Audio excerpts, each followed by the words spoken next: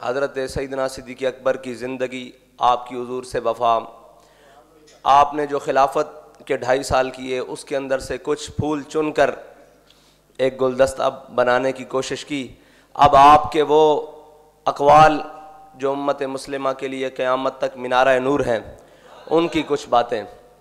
हज़रत जनाब सैयदना सिद्दीक़ अकबर रज़ी अल्लाह ताला अन्हो आप फरमाते हैं कि उस आसानी में कोई भलाई नहीं जिसका अंजाम जो है वो जहन्नम हो।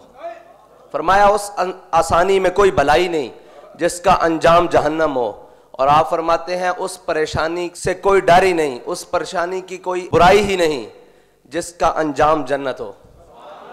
यही मोमिन की ज़िंदगी है कि वो आसानियाँ जो इंसान को अल्लाह और उसके रसूल के दर से दूर ले जाएं, उनका अंजाम जहन्नम हो।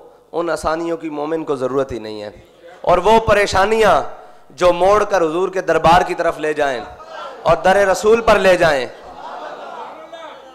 और हुजूर का वफादार बना दें, तो उनसे अच्छी चीज़ है ही कोई नहीं जिनका अंजाम जन्नत हो। ये हज़रत जनाब सैयदना सिद्दीक़ अकबर का फरमान है।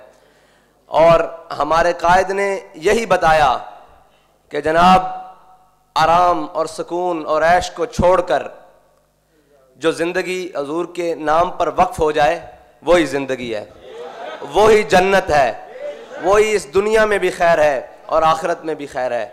और जो उस दर से दूर कर दे, वो यहाँ की आसानियाँ ढूंढता रहे, वो यहाँ के आराम ढूंढता रहे, फिर वो यहाँ भी जलील, फिर वो आखिरत में भी जलील।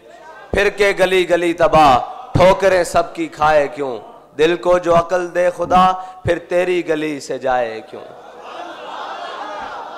इतनी सी बात है। यही आला हजरत ने आपका मफहूम हजरत जनाब सैयदना सिद्दीक़ अकबर का अपने शेर में बयान कर दिया है कि फिर के गली गली तबाह, हम यहाँ ढूंढते सुकून, वहाँ ढूंढें, आगे जाएं पीछे जाएं, फिर के गली गली तबाह, ठोकरें सबकी खाए क्यों। कोई यहाँ बात करेगा, कोई वहाँ बात करेगा, कोई कहेगा ये तुम कलमा पढ़ने वाले हो, कोई कहेगा तुम ऐसे पाकिस्तानी हो, कोई कहेगा तो उन्हीं की गली में पड़े रहो जब सब तुम्हारे कदमों में आए, फिर हर चीज़ तुम्हारे कदमों में आए, उनके साथ वफा करो।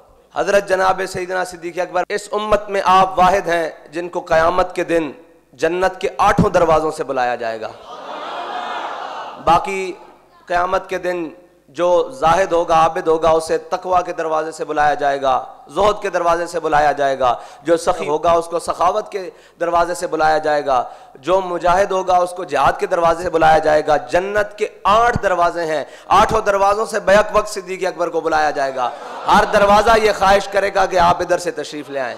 हर दरवाज़ा ये ख्वाहिश करेगा कि जनाब सैयदना सिद्दीक़ अकबर सदाकत के दरवाजे से दाखिल हों, अदालत के दरवाजे से दाखिल हों। ये जनाब सैयदना सिद्दीक़ अकबर की शान है। आपने फरमाया कि इस बात में कोई भलाई नहीं जिसमें अल्लाह की रज़ा का इरादा ना किया गया हो। फरमाया नेकियां बंदा कर रहा हो और दिखावे की हो और रज़ा रब की ना हो, फरमाया उस बात में कोई भलाई है ही नहीं।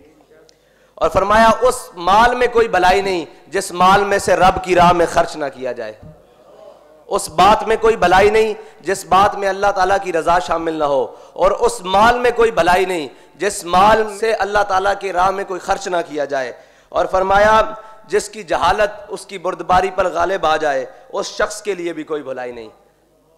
जो ये तो ना जानता हो कि नामूस रिसालत का मसला क्या है, लेकिन उसे ये पता हो कि नाली गली और जनाब स्ट्रीट लाइट कैसे लगवानी है, वो इन सारी चीज़ों के पीछे भाग कर नामूस रिसालत के मसले को पसे पुश डाल दे, उससे बड़ी जहालत कौन सी हो सकती है। वो कितना भी जनाब मोहल्ले का चौधरी हो, जट हो, जनाब राजपूत हो, मलक हो और सरदार हो, वो अपने मोहल्ले का चाहे जितना भी मुअज़्ज़िज़ हो, जिसको नामूस रिसालत का मसला ना समझ आए, इससे बड़ी जहालत क्या हो सकती है कि वो अपनी चौधराहट के पीछे, अपनी काउंसलरी और मेंबरी के पीछे भागता रहे और उसको नामूस रिसालत का इतना बड़ा मसला, जो उम्मत का सबसे हसास तरीन मसला है, जो उम्मत के ईमान की असास है, वो उसको मसला समझ ना आए, तो इससे बड़ी जहालत कौन हो सकती है। आपने फरमाया जिसकी जहालत उसकी बुर्दबारी पर गालिब आ जाए। कहा जाए जी ये वेलफेयर का बहुत काम करता है, ये जनाब मस्कीनों और गरीबों को बहुत खाना खिलाता है। तो जिन्होंने बताया है मस्कीनों और गरीबों के हकूक, उनकी इज्जत का मसला समझना आए तो उसकी हम मस्कीनी और गरीबी के साथ क्या करें। और फरमाया कि जो रब के बारे में मलामत करने वालों की मलामत से डर जाए, उसमें भी कोई भलाई नहीं। जो रब के रास्ते से रोकें और जो लोग डराएं और उनके डर में जो आ जाए उसके लिए भी कोई भलाई नहीं, कि जो पुलिस का डाला देखकर मुंह इधर कर ले, जी मेरा लब्बैक से ताल्लुक कोई नहीं, ये यही मतलब है इसका।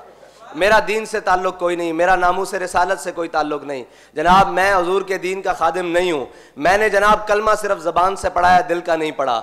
जनाब मेरा इन लब्बैक वालों से कोई ताल्लुक नहीं, इन जनाब हुजूर की नामूस के लिए सर पर कफन बांध के निकलने वालों से कोई ताल्लुक नहीं। तो जो रब के बारे में मलामत करने वालों के डर से डर जाए उसके लिए भी कोई भलाई नहीं। ये जनाब सैयदना सिद्दीक़ अकबर का फरमान है। अब आपको पता लग गया, फरमाया एक वो काम जिसमें रब की रजा शामिल ना हो उसके अंदर कोई भलाई नहीं, और एक वो माल जिस माल में से रब की राह में खर्च ना हो उसमें भी कोई भलाई नहीं। और फरमाया जिसकी जहालत उसकी बुर्दबारी पर गालिब आ जाए, उसकी बुजुर्गी पर गालिब आ जाए, उसके जनाब वो जो उसने लिबादा ओढ़ा है उसके ऊपर गालिब आ जाए कि जनाब मैं तो बड़ा सूफी हूँ, मैं तो जनाब बड़ा अल्लाह अल्लाह करने वाला हूँ। ये जहालत यही है ना कि जब नामूस रिसालत हुजूर की ज़ात की बात आ गई, जिन्होंने दीन बताया, जिनका हमने कलमा पढ़ा, फिर तो सारी चीज़ें पीछे रह जाती हैं ना, सारी चीज़ें पीछे रह जाती हैं। इंसान अब इज्जत के लिए तो जीता है, माल कमाता है जिंदा रहने के लिए, फिर माल लगाता है इज्जत खरीदने के लिए, फिर कहता है ये मेरा माल खर्च हो, मैं इज्जत से जीऊं। तो जनाब जिस चीज की इज्जत का मामला आ जाए फिर सारी चीजें पीछे रह जाती हैं, फिर हर चीज पीछे रह जाती है। और फिर उनकी इज्जत की बात आ जाए, करूं तेरे नाम पे जां फिदा, न बस एक जां दो जहां फिदा, दो जहां से भी नहीं जी भरा, करूं क्या करोड़ों जहां नहीं।